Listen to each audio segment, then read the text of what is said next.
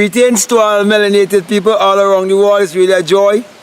It's a blessing to be out here greeting you in nature and to bring a message of emancipation, a message of love, a message of restoration, a message of redemption to you, knowing that we're born in this world and born in amnesia, a state of forgetfulness, where we didn't even know that we existed until we reached certain age or certain stage. And so everything that was taught to us, we would have never really actually experienced. And so there comes a time in your life that you have to have experience for your own self, and you have to share that experience. And the experience that you might have to share with the world, not everyone will be willing and ready to accept what you are saying, because they will not have had the same experience, or they might not be on the same frequency and vibration. That is why, as I bring this message across to you, if someone happen to listen to this message and it doesn't resonate with you, just move on. Leave it alone. This is not time for argument. This is not time to prove who's right or who is wrong. Okay, so to the persons who want to go to church or belong to their different religion, that is your prerogative. We're not gonna call you names, and we're not gonna say anything bad towards you, because we know who we are up on the face of this earth and what we're here and what we're sent to do. And we're here to do a work, and you're here to do a work also, and you do your work in peace, and let us do our work in peace. So with that being said, I want to speak to you about the sign that is given, whereby it speak about the sign is given in Isaiah 7:14, where it says, "Behold, I show you a sign. A virgin shall conceive and bring forth a son, and his name shall be called Emmanuel," which being interpreted God with us. Okay, and many people take that scripture out of context and fail to realize that the Bible addresses the human mind and must be interpreted psychologically, and that the Bible is not literal, neither is it secular history. That Jesus Christ is not a man that existed 2,000 years ago, and that the things that you're reading in the Bible have no reference to anyone who ever existed thousands of years ago, or to any actual event that took place upon the earth. It is speaking about states of consciousness or mind states that you, the individual, will experience in your lifetime, because this life is a journey, and the journey is from humanity to divinity, and you came from eternity and must return back to eternity. That's the reason why there is no number higher than 9. You have 0, 1, 2, 3, 4, 5, 6, 7, 8, 9. A 10 is a 1 and a 0, 11 is a 1 and a 1, and 12 is a 1 and 2, and so on. And when you reach 19, you start again, over again, because there's no number higher than 9. Therefore, you can vibrate to the power of 9, or to the 9th power, because everything is energy and vibration.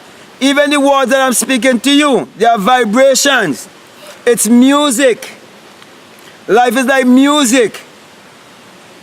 That's why they say that your heart beats, and then there are organs in your body, and that someday you play the last note, and your hair have a drum, and so on. Okay? So, when I speak about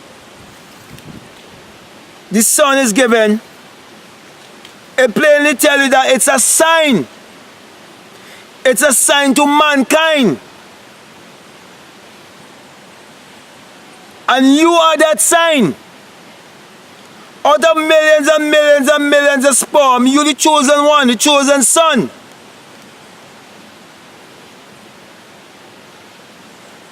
And someday, you're going to discover another birth.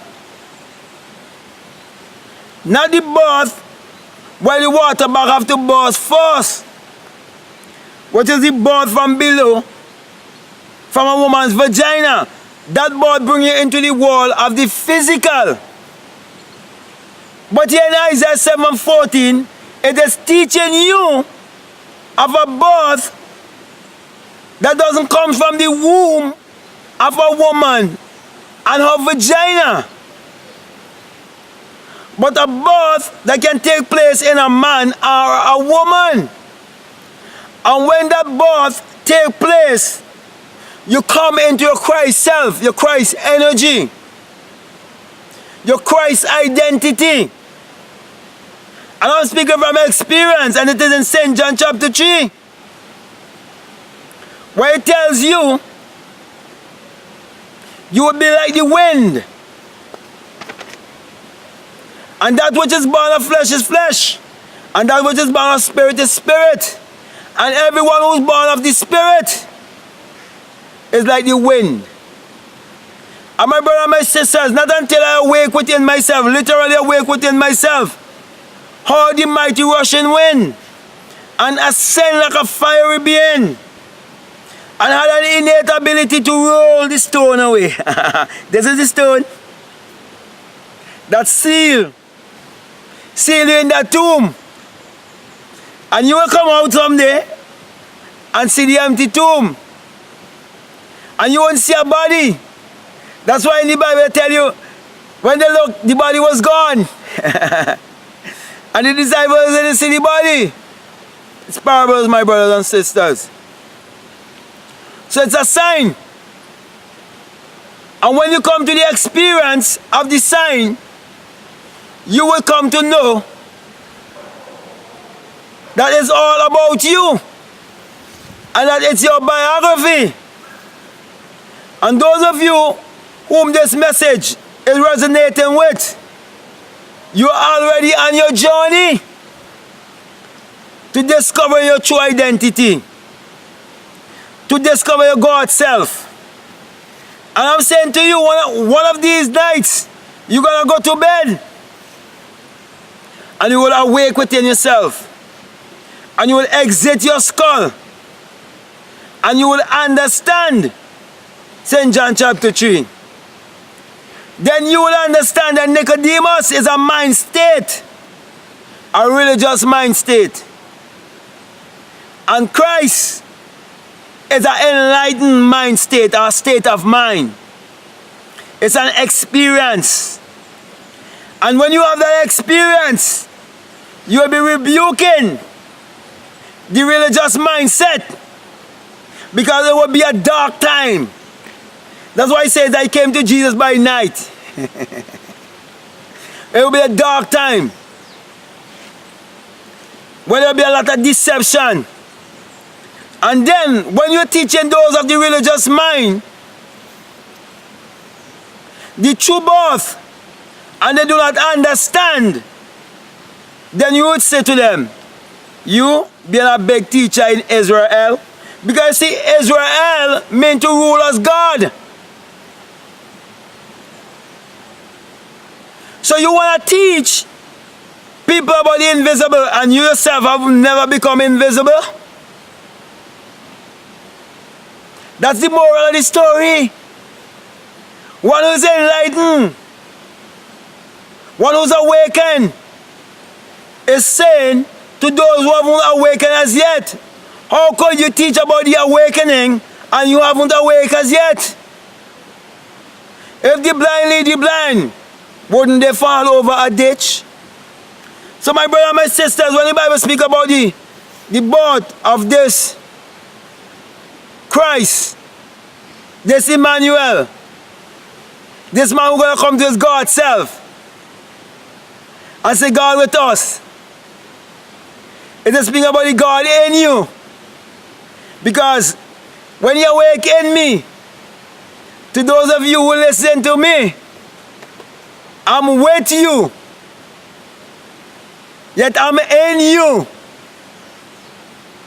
That's why the divine in you will recognize the divine in me.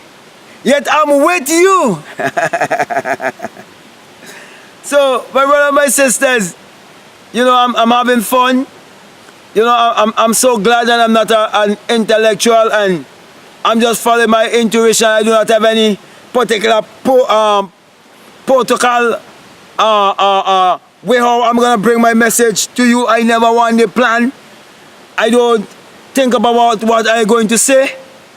I will just come and say what the God in me will lead me to say to you.